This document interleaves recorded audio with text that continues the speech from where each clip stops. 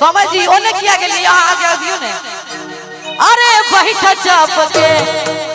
एक बार समझ ले ताली बजा दे सब ना लगल ह तोहरे बाप के बैठा चाप तोहरे बाप के एक ई तो समझ के लेल छे लेकिन समझ के और सुनेबे लेकिन ऐसे पहले का दुल्हा के लेल सुना दी राजा जनक जी के बाग में राजा जनक जी के बाग में अलबेला रघुवर आयो जी राजा जनक जी के बाग में अलबेला रघुवर आयो जी राजा जनक जी के बाग में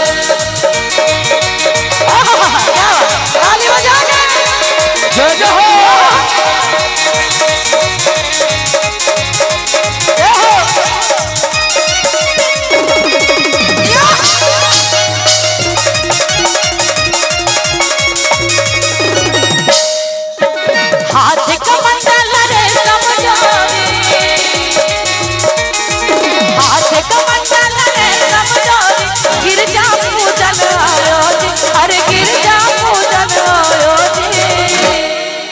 अरे हाथी का मंडल रे समडोरी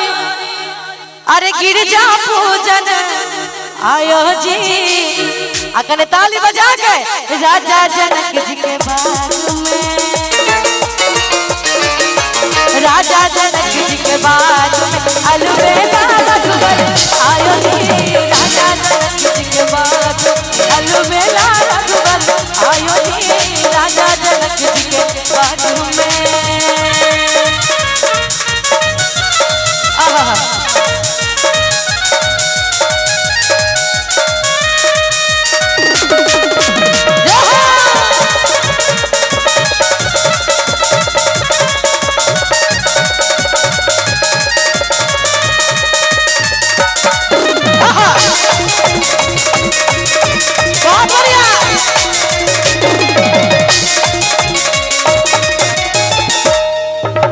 सोने के झारे का जल पानी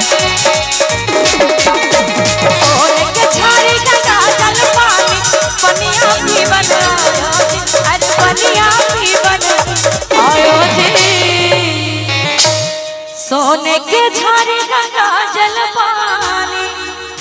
अरे पनिया भी बनायो जी